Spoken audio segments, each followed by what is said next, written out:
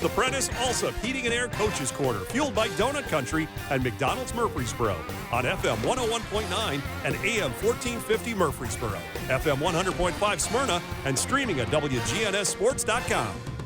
And this portion of the Coach's Show is brought to you by J. Mullins Jewelry, a family-owned and operated business treating clients like family since 1938. Jewelry design, repair, and a wide selection of great jewelry pieces online at mullinsjewelry.com. And joining me here is Brian Guthrie, the head coach of the Rockvale Rockets. And, Coach, I don't know if I've ever been more miserable with weather than I was last night. And I know it had to affect both teams and teams everywhere. But I've never seen swirling rain like that. Yeah, it was ugly. Yeah. It was ugly for sure. We knew it was coming, and I don't know my directions as well, but we knew it was coming from, it was at the beginning of the game, it was coming from the school towards DeJarnett, and knew that was going to be important, and we lost that first battle. The coin toss. Yes. Yeah. And so we were kind of, in a bind. It was not good. Of course, that first series we didn't do anything to help ourselves. We had 3 penalties on the first series. And matter of fact, we ended up the game with only 3 penalties, and they were all on that first drive. So, but we got backed up, and then we tried to punt out the end zone, and it kind of punted back at us. We kind of punted it back at us. So we ended up on that end at the beginning of the game a lot. But, It had destroyed field position for you. I mean, in terms of it just really it was kind of an odd. And that punt that tipped and rolled back to you, I don't think I've seen that before either. But despite the adversity early and the quick score, you came back in the next, I believe it was the next series, wasn't it? Where you moved the ball pretty well. Yeah, the next series we drove the ball down the field. We threw and caught well. We were clicking. Looked like what we were supposed to look like the whole time, and then we got down to the 28. No, we got down to the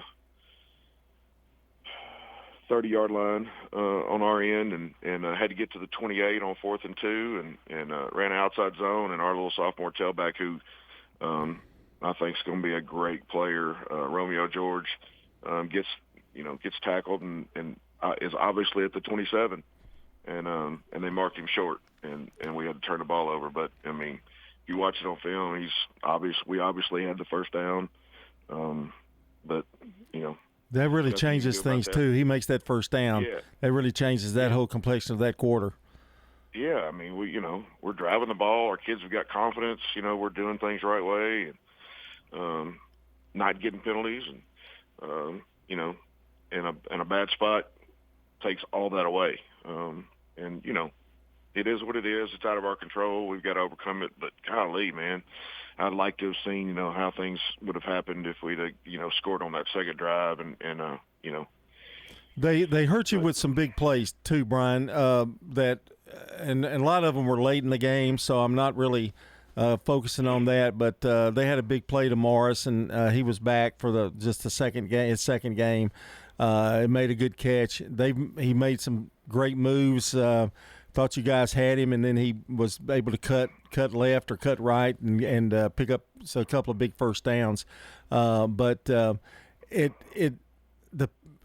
think really when we look at this game, you take those penalties away early and you take that first down. When you had that first down, I just really feel like you guys, and I think that did that hurt your confidence, their confidence when they did make that, and kind of the next they scored quickly after that. Well, sure. I mean, they're kids, and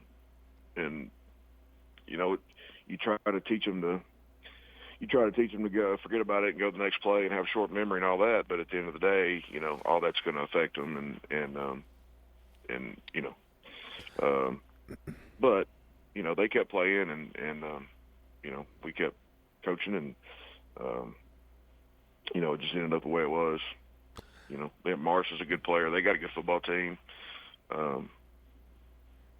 It's hard. You can't make errors. I mean, that with them. I mean, you've just got to play really well.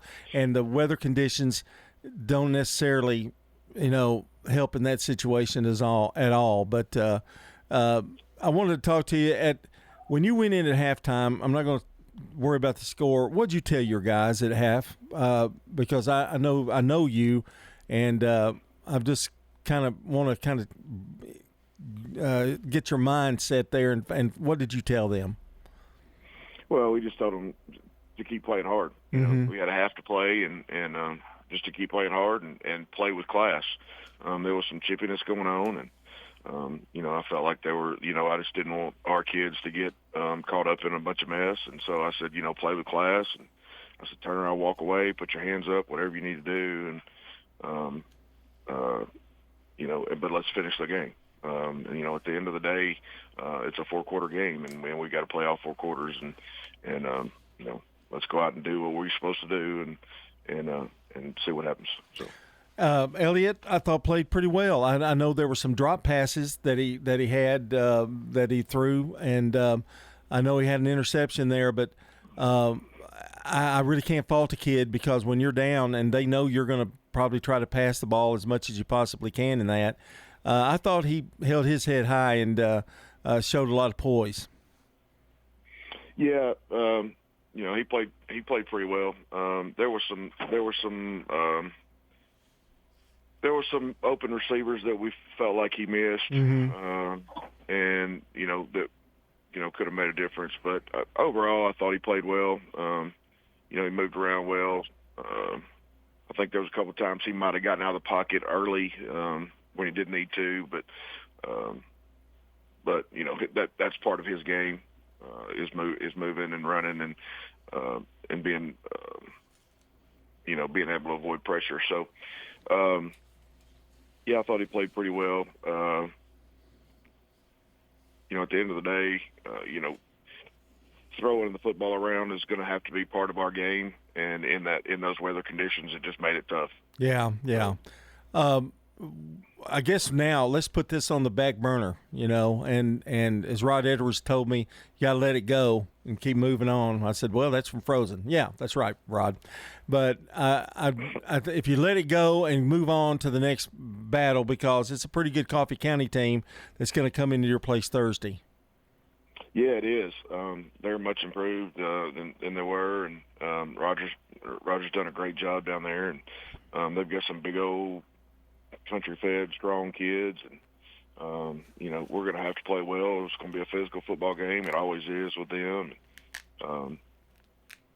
We've just got to get our ship righted and head in the right direction so that we can win some games here at the end and make the playoffs. I think you're kind of focused on worrying about Rockvale, getting them all straightened out, and then the wins will come, the good play will come, the better play, and not so much about Coffee County, although I know you're worried about them, but you want your guys focused on what they do. Yeah, we try to do that every week, just get better at us, and here are the things that we've got to do to beat this team, but we've got to be better at us. And I don't feel like I've done a very good job of getting that done each week, but we're going to try again this week and see what we can get done. And we're going to come in on Sunday, and because we have to play on Thursday, so we're going to bring them in on Sunday and practice and get that practice that we'd miss, and try to get refocused and understand that we still have we still have everything we want right in front of us. There's nothing that says that we're done.